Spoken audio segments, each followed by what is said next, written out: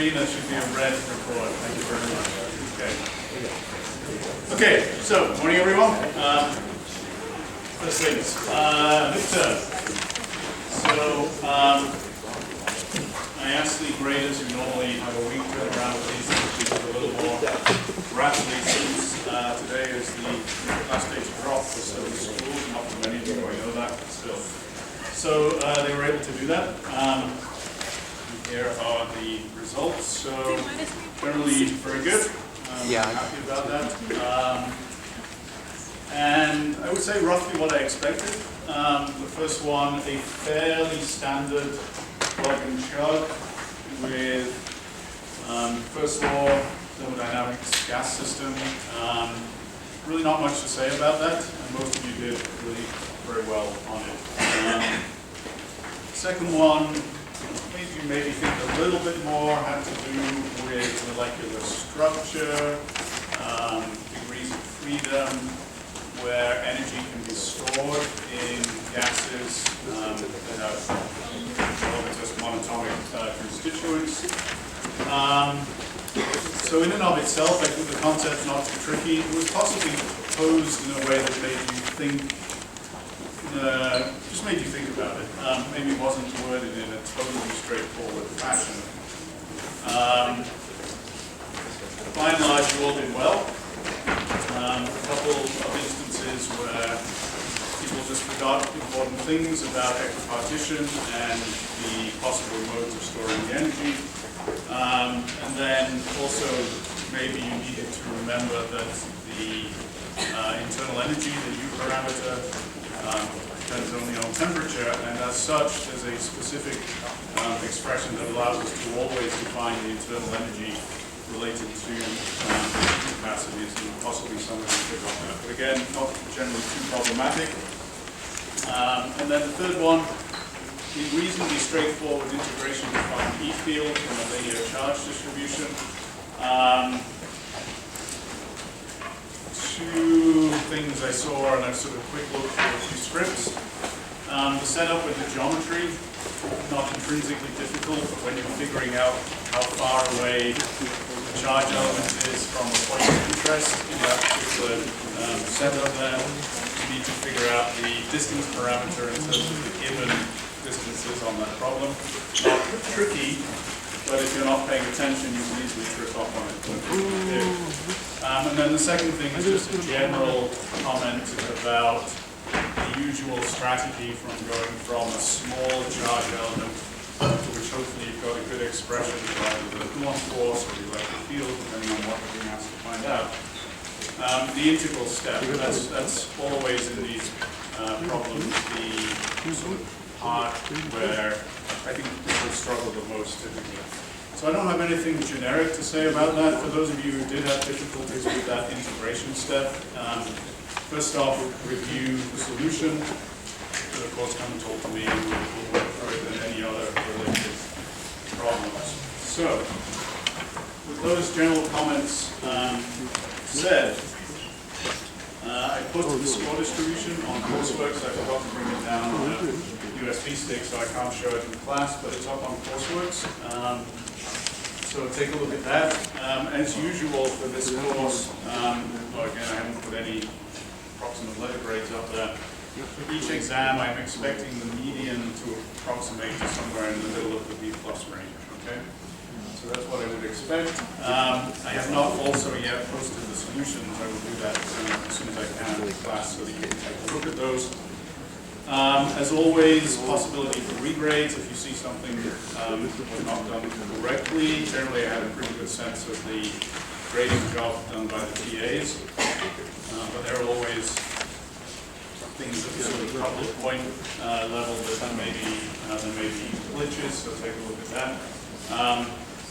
Again, once I've posted up the solutions, I'll make sure the regrade request form is there, and as usual, you'll have the next week to take a look at that, and if you wish to submit a regrade request, of course you're welcome to do so.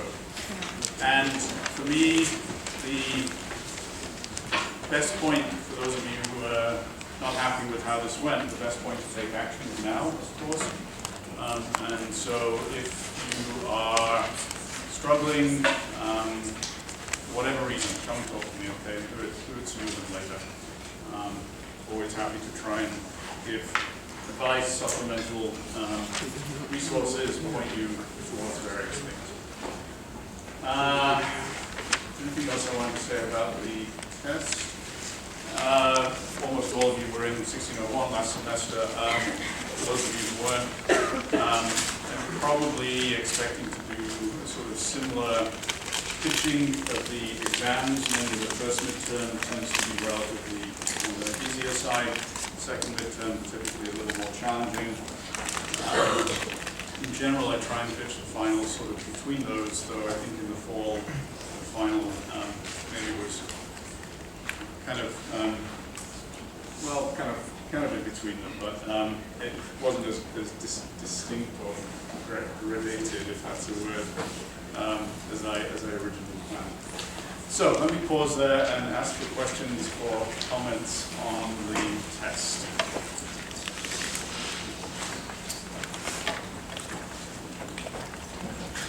Yeah. A lot of people lost points for sig figs. Is that something we should like worry about going forward? So the graders are instructed to be pretty,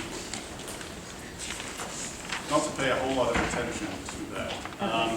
So what I specifically tell them is, my guidance as always is, I'd like you to give numerical answers that have the accuracy or the number of significant figures that compares with the least accurate piece of input information that goes into the calculation. I basically tell them if significant figures are many significant digits away from that drop of point, but if it's off by plus or minus one significant figure, I don't care, and they shouldn't either. So if that is something that you seem to have been penalized for, which is not the guidance that I gave them, sure, you can go back and bug them about it. Again, I'm significant figures, of course, at some level they're important, but in a physics course, what we're really trying to learn about is techniques and concepts and how to solve problems. The actual accuracy of answers is rarely in a course like this of interest. So, you can drop our lower last part. Yes, I didn't mention that today, but yes, same procedure. Drop the lower ranking unit. Other questions? Yeah. One of my friends got like 2 points off for flipping a negative sign. What's the deal there? Like, maybe we have to wait. What's the deal? What's the deal? One of your friends? One of my friends. This guy. Ray, no? Yeah.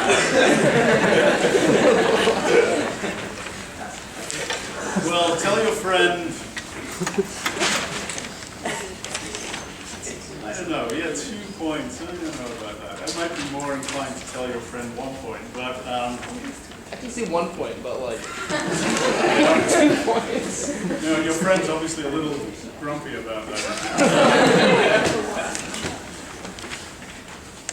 I don't know. I mean, flipping signs sometimes is more important than others. So if your friend wants to come and talk to me, I'm happy to talk to you. I love that. Okay. You're a friend as well, Isaac.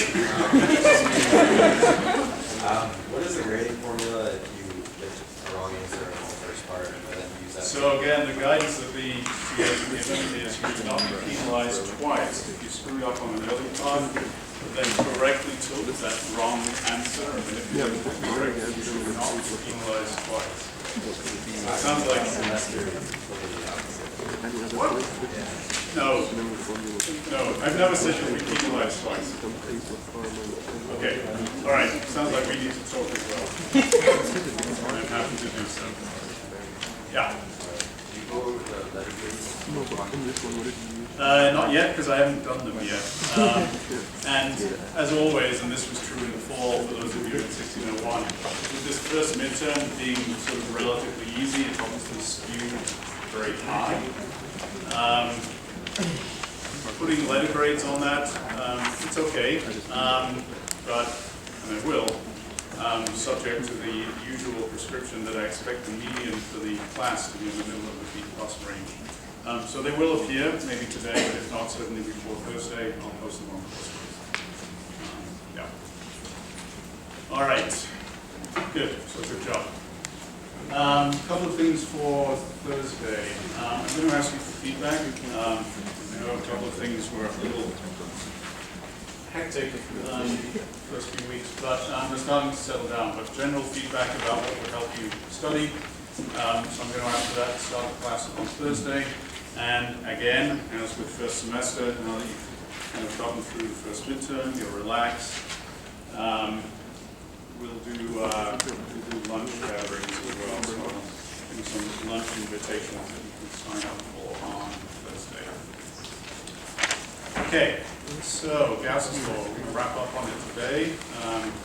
Possibly, if we get far enough, we'll start talking about the idea of potential energy, the concept of electrostatics.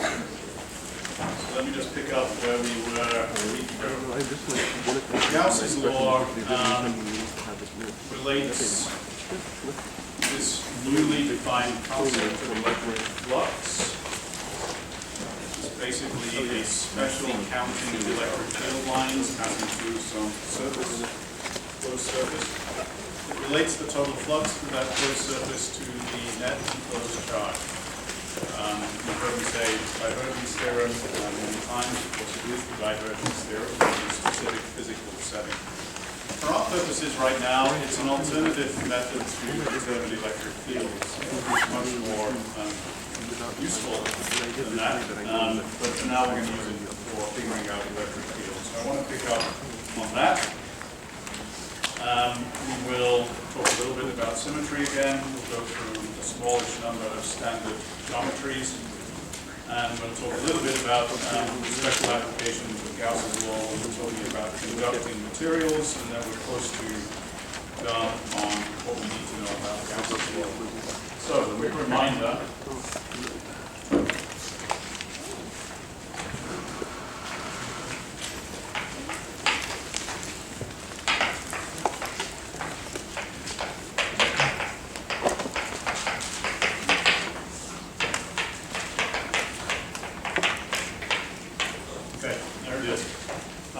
Net enclosed, I mentioned that and emphasized it pretty strongly last Tuesday. There are easy ways to screw up with Gauss's law if you're not very conscientious about specifically making sure it is the net enclosed charge. We'll talk a little bit about that through the next half hour, so it's very important to make sure that is what we're talking about. So,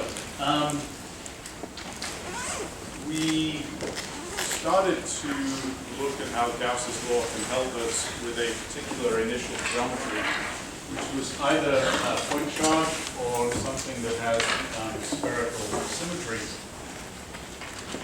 And if you recall back, we kind of decided that a useful thing to think about here was the direction of the electric field lines from a particular charge distribution. In this case, of course, we're expecting radial lines. And we're going to be imagining field shapes for a number of geometries in the next half hour or so. We imagine radial lines for a point charge. And then we specifically cooked up a surface, what we're starting to call a Gaussian surface, that somehow reflected that symmetry. In particular, it reflected the symmetry in a way that the electric field lines in this case would always penetrate perpendicularly through the surface. And so in terms of what that looks like, and remember this is a 2D representation of a three-dimensional geometry, it's a spherical shell which is centered on the charge itself. Okay? So why do we do that?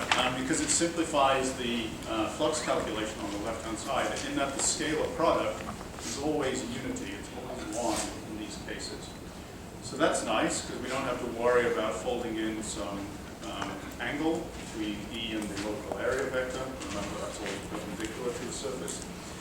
And it's the same everywhere. So this really makes the left-hand side of that calculation easy. And so applying Gauss's law in this case is easy because we've kind of taken account of that symmetry. And it's those sort of symmetry considerations that are going to turn out to be helpful for us in looking at other types of charge distributions. We're going to look at more general spherically symmetric charge distributions in just a moment. Then we're going to turn our attention to what I might describe as sort of linear charge distributions, so simple lines of charge or possibly cylindrical geometry lines of charge. And then finally we'll look at planar distributions of charge and see how Gauss's law helps us in each case, relying on what we can understand about the symmetry of the situation. So let me take this as a starting point, and I just want to say something about the shell theorems. I mentioned this already. And in particular, I want to look at two obvious special cases. So now we're going away from a point charge to something that is a thin, spherically symmetric charge distribution. And so this thing, for example, I don't know, maybe it carries a total charge Q. I'll call it plus Q, because I tend to kind of often go with plus Q when I'm doing some sort of conceptual stuff. And let me also say that this spherical shell has a radius big R. Okay? So all the shell theorems do are ask and answer the question, what can we say about the electric field at distance outside this thin shell, and what can we say about the electric field inside this thin shell? So we're going to do just that. So we're going to cook up two Gaussian surfaces. I want to make this color consistent. Scratch this. Scratch this. Okay. Let me ask you first off to think about what I just did on the left-hand side. Let's say this is uniformly distributed charge over this shell. What can you tell me about the direction of the electric field, if there is any, outside this thin shell?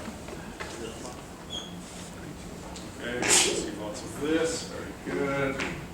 So indeed, it is again radially outwards. How do you know? How do you know it's radial outwards?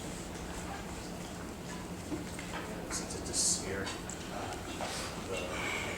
at a given point, the electric field, like any component that's not perpendicular to the surface, will cancel itself out. So you can treat all of the lines that are perpendicular to the surface.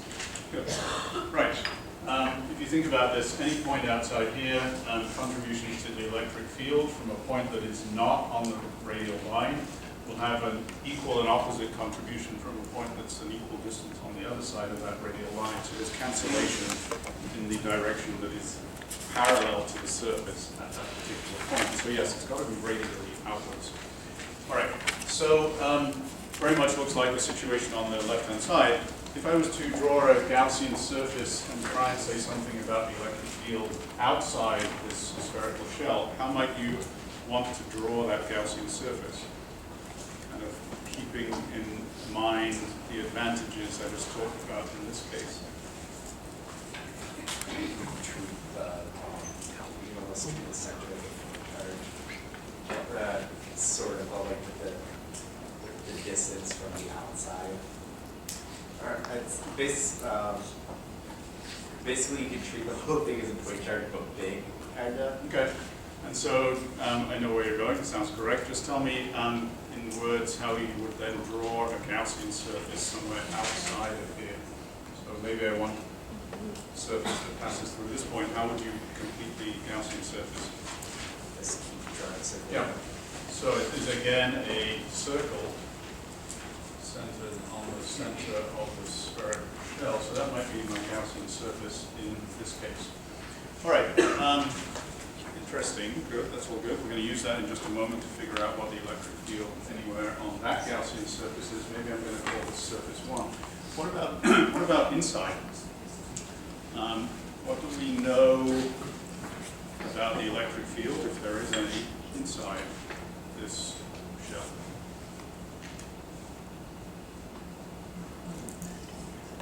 This one's more tricky.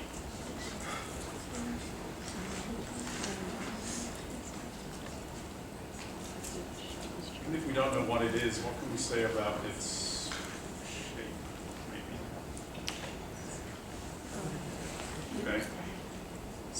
see, as opposed to a few minutes ago, this, I do this, okay. I'm good with that. Do you want to tell me in words what that means for you? It's every point on the inside of the sphere is creating a positive and those point on the other side.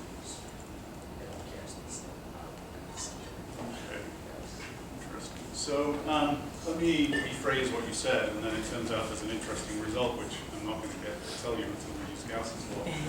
But you probably would apply symmetry arguments in a similar way on the inside, right?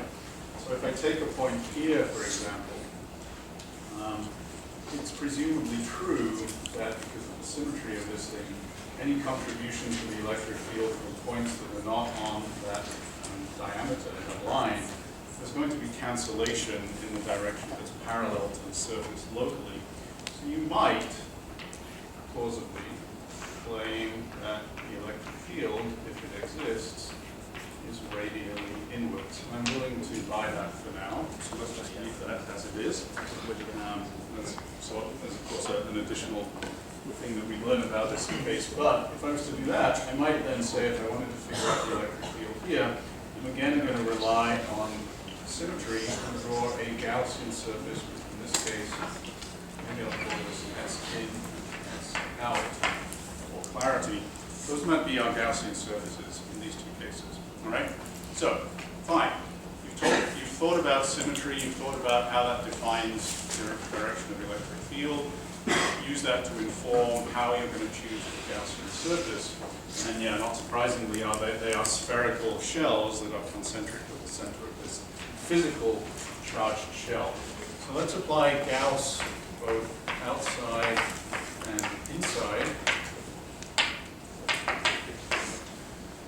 So we're going to take this on the outside. We're going to take my S out surface to be at a radial distance little r, variable. Big R is a determined number in this case, and I'm going to apply Gauss's law. All right, so integral of E dot dA. Okay, so we relied on symmetry here. First off, to say we expect if I'm anywhere on this circle here that the electric field is constant, again, symmetry, and the same distance away, it doesn't have any directional dependence. So I'm going to just call that the electric field at a radial distance little r, magnitude. Okay, the scalar product, we again have relied on choosing our Gaussian surface in such a way that the electric field is always parallel to the local area vector dA, so the scalar product everywhere just folds in with a unity. That's all. There's no finite angle that we need to fold into it.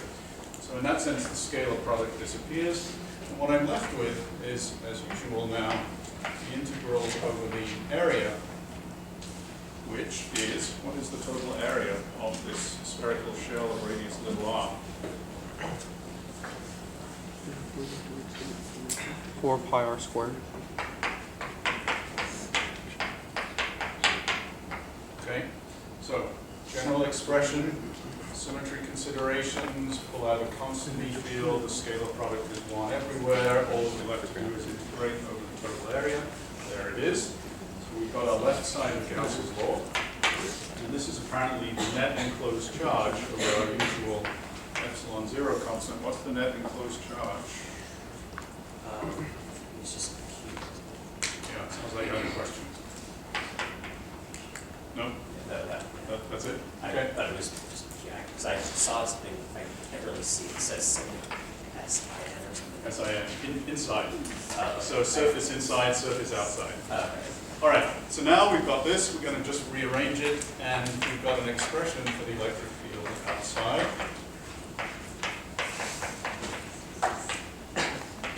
There it is. So indeed, we have an expression that looks very much like the expression we derived in that case. It goes as the net enclosed charge. This is K, if I pull it all together, so KQ over R squared. So if I'm outside this thin shell, it behaves as though it's a point charge. And the electric field outside as the corresponding behavior that we see here. So let's look at the inside. So same argument here. In fact, it is literally the same everywhere, except for what comes on the right-hand side. We've still got 4 pi r squared. Remember, r is a variable here, so that's just an r that happens to be inside the big R. But otherwise, everything else looks the same. So all of the left-hand side of Gauss's law is identical. What's the net enclosed charge in the Gaussian surface? S in. Oh, 0.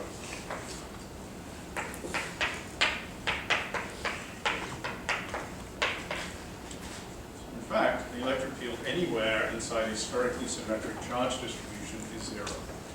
So we first off said, well, we don't really know perhaps what it is. We're going to calculate it with Gauss's law. We do know that it's got to be radial, whatever it is, and it turns out it's 0. So why is it 0? And it's 0 really because of the unique sort of feature of 1 over r squared forces and electric fields. It's really, and if you're at the center, I think it makes perfect sense, because you could imagine that if I've got a charge here, I've got equal and opposite charge on the opposite side of the diameter. So there's always pure cancellation. So at the center, it's not a surprise. If you're somewhere off the center, it's maybe more of a surprise. And the sort of easiest way to think about this, I find, is to kind of imagine, I did this last week when I was talking about the electric field from an infinite plane, and how much is kind of within a particular field of view.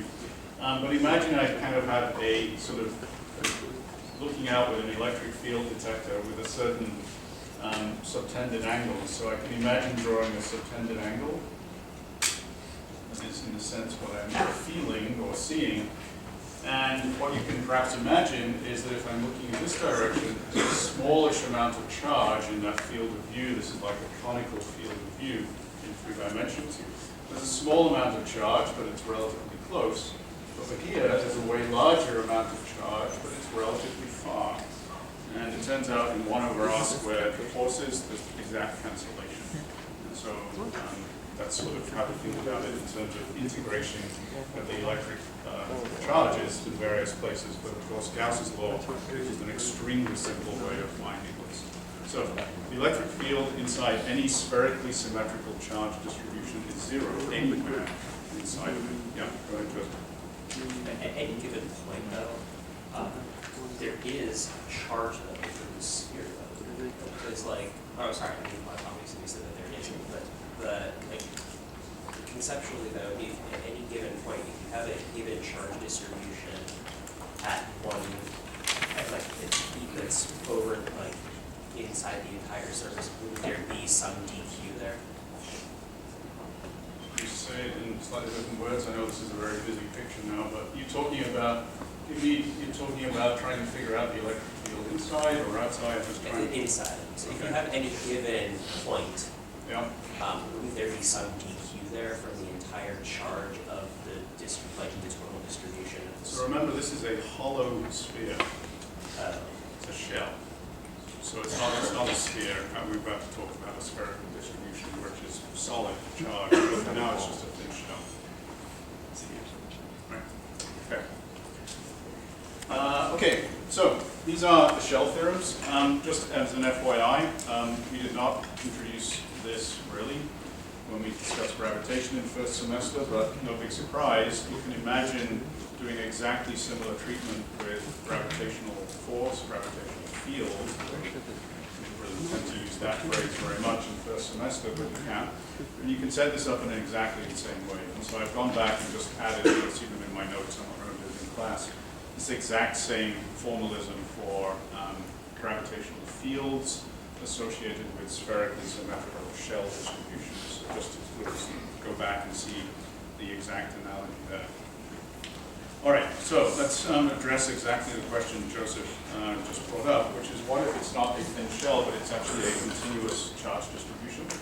And we're going to assume for now it's spherically symmetric. In fact, I'm not going to give you a situation where there's not some clear spherical symmetry. So now let's talk about not a shell, but a solid spherical charge distribution.